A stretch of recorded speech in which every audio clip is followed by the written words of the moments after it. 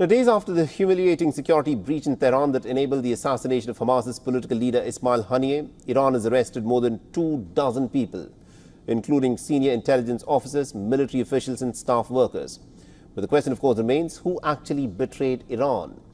Now, according to certain reports, it was Mossad, Israel's intelligence agency, that is said to have recruited agents from Ansar al-Mahdi protection unit of the Islamic Revolutionary Guard Corps.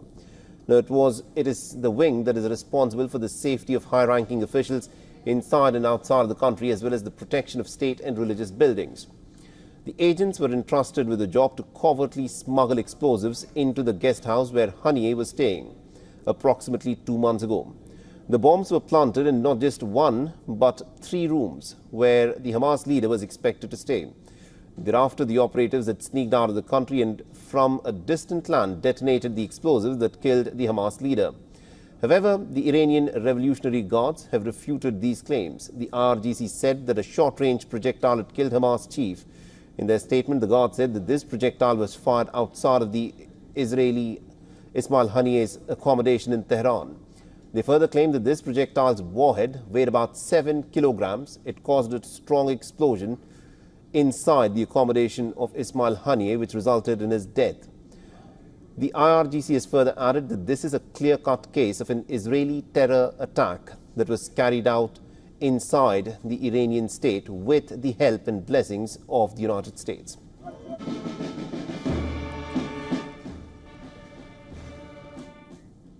All right, now to give us more perspective on what is happening at this moment in this conflict, we're being joined by Professor James A. Russell, who's an associate professor in the Department of National Security Affairs at NPS, where he teaches courses on U.S. foreign policy in the Middle East.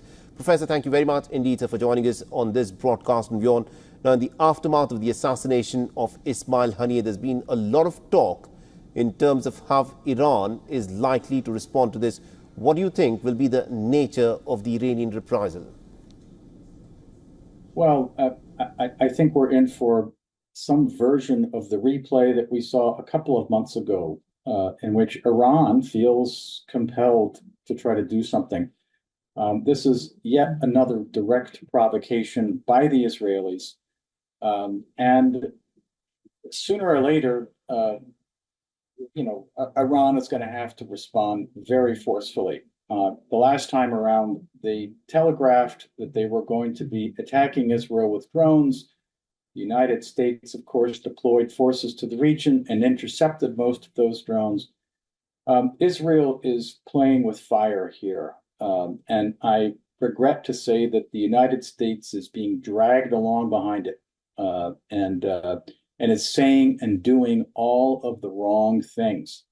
It's not in America's interest to see this war escalate, and yet all the steps we are taking suggest that we are encouraging the escalation. In other words, we're telling the Israelis we will defend them whatever they do.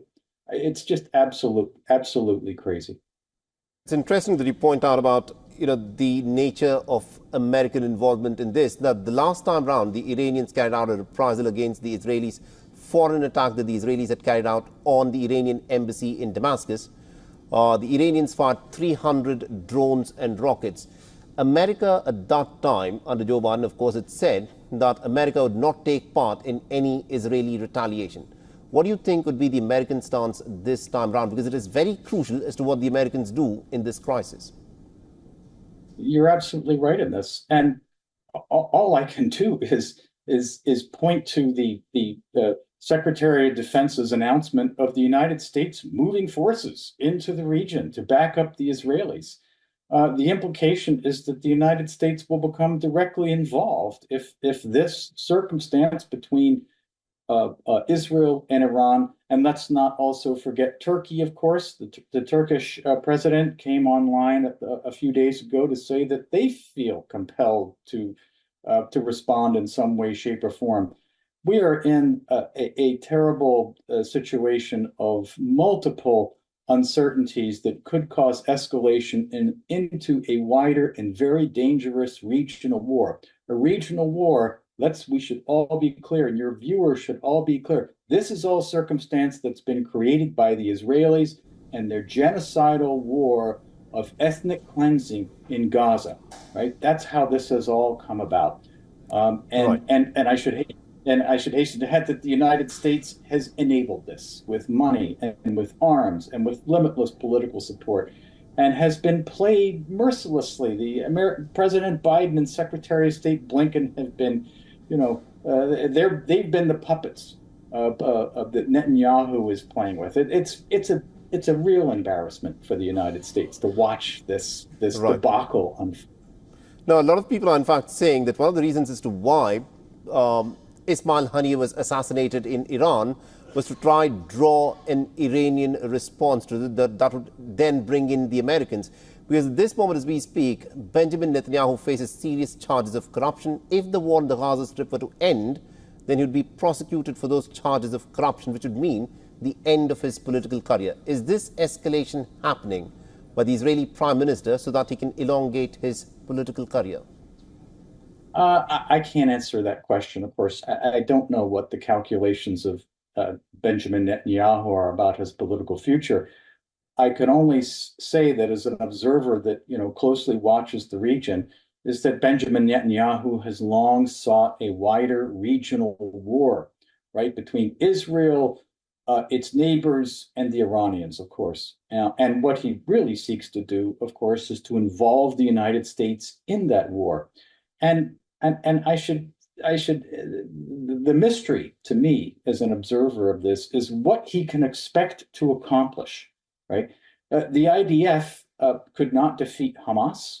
They're not going to be able to defeat Hezbollah. What exactly are they going to be able to do in a shooting war with the Iranians, launching airstrikes and a few missiles? It's absolute crazy. There are no achievable political objectives in the wider regional war except one, which is that the United States become directly involved militarily with Iran, which if I'm in the White House and I'm giving advice to the president, I'm saying this is the last thing we want to do, right?